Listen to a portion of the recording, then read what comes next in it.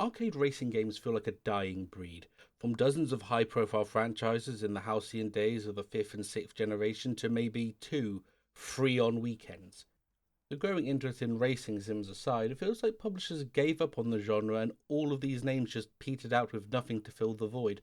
Though I wouldn't say it was through lack of trying. There have been sporadic attempts throughout the years to break into the big time, to get new blood into the genre, but nothing's really taken off. And one such attempt was Fuel, a 2009 open-world racing game by Asobo Games, a studio famous for making A Plague Tale and Microsoft Flight Simulator, two very different games. It boasted 14,000 square kilometers or 5,560 square miles of map and 75 different vehicles, but neither was enough to stop it from falling into obscurity. Or infamy, really. But then, was it really deserving of this fate? I am the resident gremlin, the purveyor of the weird, the retro and the forgotten, and today we're looking at Fuel. You're now probably looking at this video and thinking, Gremlin, why do you care about the story in a racing game?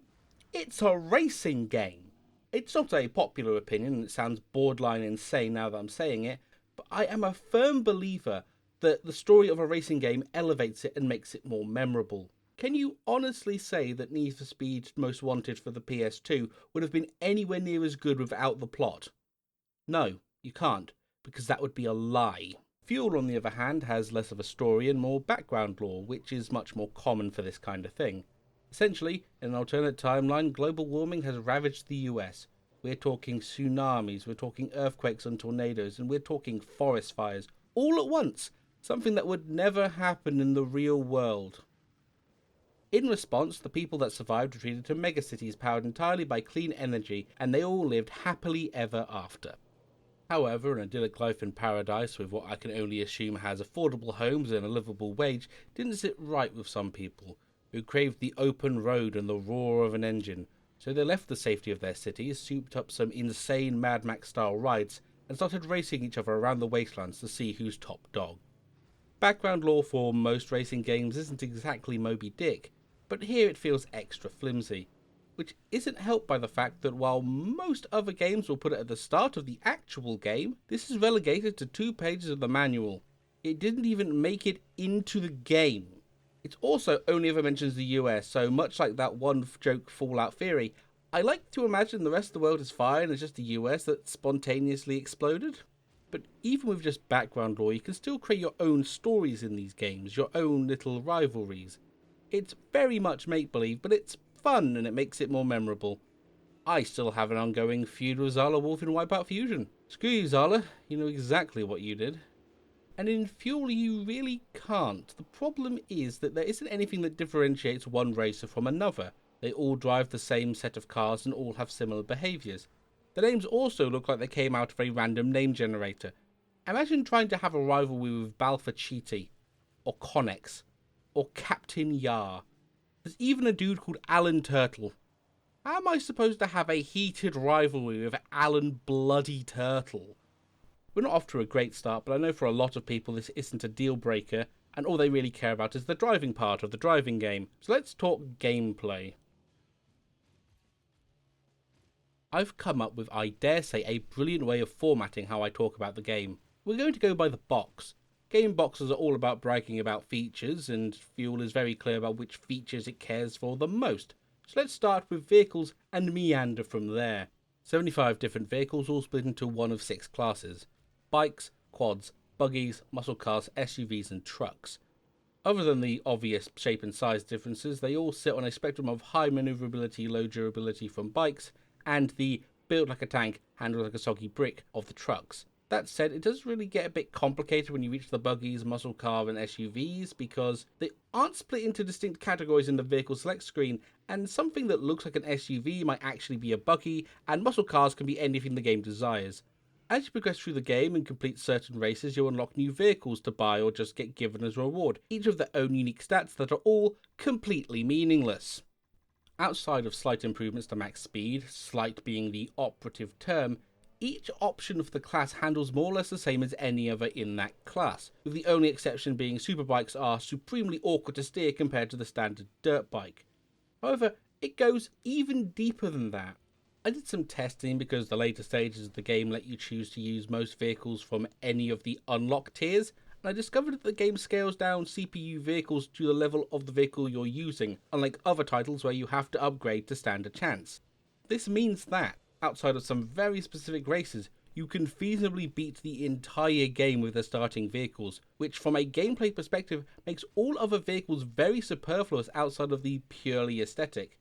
And to their credit, they are very aesthetic, very Mad Max. Here's a short list of some personal favourites. The Educator, King Arthur, the Iron Bear, Death Trap, the Bandit, Death Grin.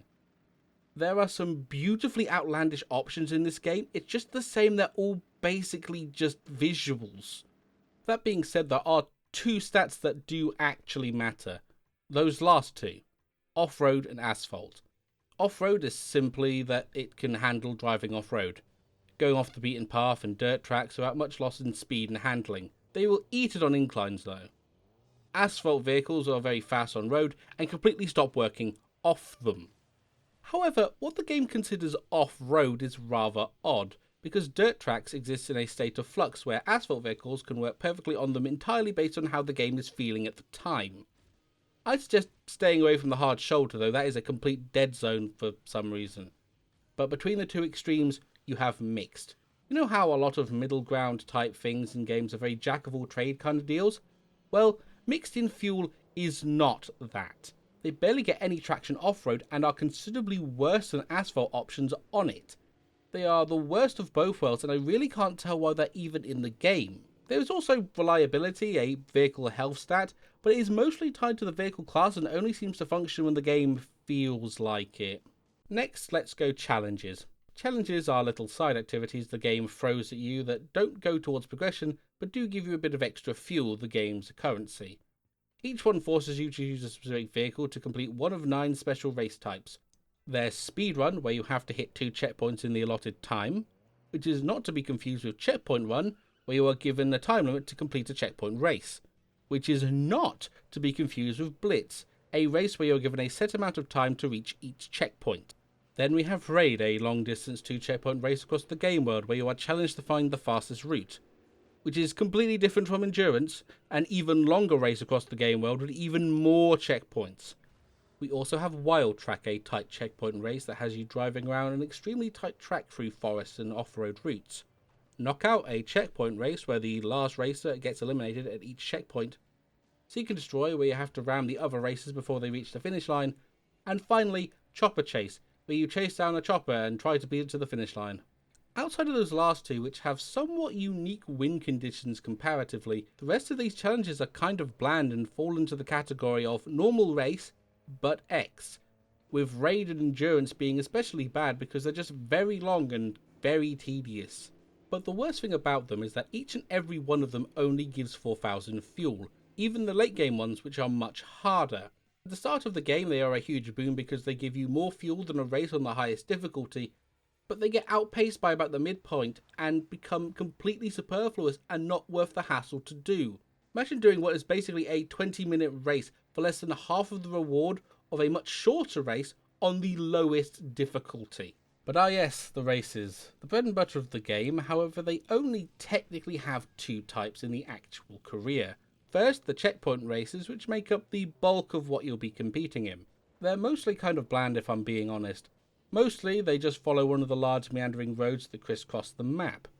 There are of course going to be exceptions to that, obviously, with some tracks that really let you blaze down the open highway like a bat out of hell. The dirt bike races specifically are some of the best of the game in general, as their size and mobility lets the game play with more exciting tracks, easily pathing through various forests and steep hills without them getting caught on a tree or having physics wig out on them. So much so that I assume the game started out life as some sort of open world dirt bike focused title, but no. It actually started off as an open world rally game called Grand Raid Off-Road. There were some trailers for it and everything. And word soup name aside, it somehow is lacking in personality more than Fuel is. At least Fuel has the wacky racers mobiles. Grand Raid Off-Road seems to, as the kids say, have no sauce.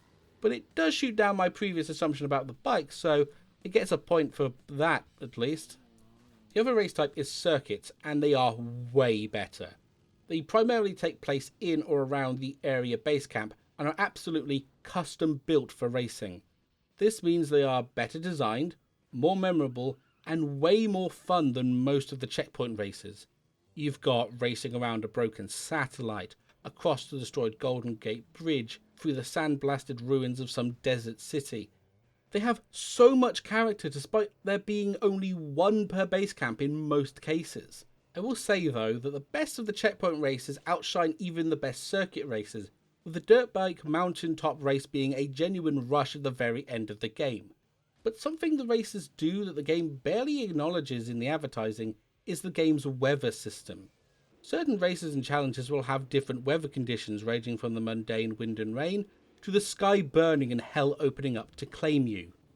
And those races of the latter are the ones that really stick out in my memory. Barreling down a mountain in a thundering snowstorm, swerving in and out of a massive dust storm with no visibility, driving through Tornado Valley while the opening scene from The Wizard of Oz happens in real time. This is the kind of thing that sells a game. This is something you show off to make people stand up and take notice, not the size of your open world. No one gives a crap about how big your open world is, but we'll get to that later. Each of the 70 races this game has to offer have 3 difficulty options, with higher difficulties offering greater rewards. First, there's Rookie, where the other racers have their speed capped, have no comeback mechanics active, and seem to struggle with basic steering. Very easy. Insultingly so if you have any experience with racing games. Next is Expert. CPU racers aren't speed capped, have decent steering, and more or less feel like the standard difficulty of the game. Then there's Legend. Legend is evil. CPU racers have crazy intense rubber banding, borderline perfect racing lines, and the ability to take shortcuts. This seems to be reasonable for the hardest difficulty, but that's the tip of the iceberg. Let's pull out the corkboard and tinfoil hats because Gremlin's about to go off on one. In Legend, on top of all of these, the CPU seems to be split into 2 distinct groups: the actual racers and the blockers. The racers are as described above. Their AI is focused entirely on winning the race and pulling out all the stops to do it. Conversely, the blockers seem to be programmed with the sole purpose of stopping you from winning. They will sideswipe you, they will pit you, they will run you and themselves off the road, they will slow down in front of you for no other reason than to make your first place a whimsical pipe dream. And that's really annoying, where the CPU seems to be hell-bent on making your experience as frustrating as possible. But then fuel goes that extra mile by straight up cheating. Oh, there's some small things, such as them legitimately not needing to hit checkpoints. But then you have the start of the race, where the front 4 cars go from 0 to max speed instantly. It's like this in Rookie and Expert too, but only Legend does it in such an insane speed that it actively breaks the game's rendering and physics. I mean, look at this nonsense. And then the fact that CPU vehicles don't have the same stats as yours, even if they are identical. This is an asphalt car. It cannot get purchased on a dirt road at all. Yet the CPU can drive down it with absolutely no problem and perfect control. And that's when the game is trying to be subtle about it. Same race, same car, barely moved while going down the snowy hill, and sure as hell isn't getting back up it. Now watch this blue car.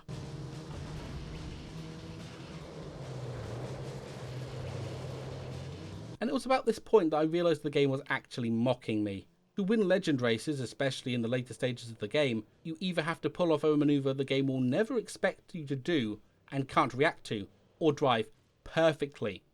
Because if you mess up even once, you are most likely never catching back up. You don't have their rubber banding skills, which is beyond annoying and borders on the precipice of frustrating. At precipice, the game is more than happy to kick you over because the races are stupidly long. They are 4 to 5 minutes on average, and that's if you play them perfectly and never have to reset. And made all the better for the same generic 5 songs being played on repeat the entire time. The game has good races, great races, but to Legend difficulty it doesn't matter. It will test your patience to limits you didn't know you had. And finally, the open world. The game's crowning jewel, the most prominent thing advertised on the back of the box. All 14,000 square kilometers of map and God knows how many miles of road. It's empty. The map's empty. There is, frankly, sod all worth doing in the open world, and what there is to do is essentially busy work. The game has vista points and liveries dotted all around the map, as well as optional challenges to discover. The issue is that due to how massive this map is, finding any of these organically is tedious, bordering on the impossible. So the game also has Doppler trucks that start appearing after beating certain races, that you can chase down to reveal the location of all these collectibles, but this creates a secondary issue. Because at that point, you're not exploring the map. You're working off a checklist.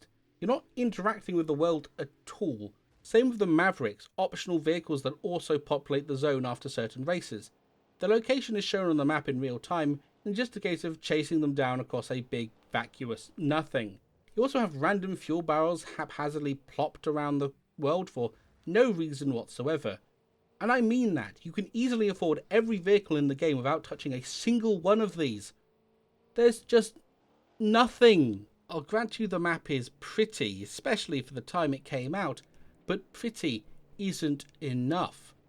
The most time you'll be spending driving the open world is if you're going for the 2 achievements for crossing the entire map, which isn't particularly interesting because it's 2 stints of 2 hours of driving with nothing happening. It's a road trip without friends. I hope you brought your own music. The more I look at this game, the more I realise there's not a lot of actual game in it. The races and the challenges are almost all samey and tedious. The diverse vehicles, while aesthetically tickling my brain goo, add no dimensions to the game outside of personal preference. The hardest difficulty is the most artificially difficult thing I've experienced in a racing game, and the oh so vaunted open world may as well be an empty sandpit.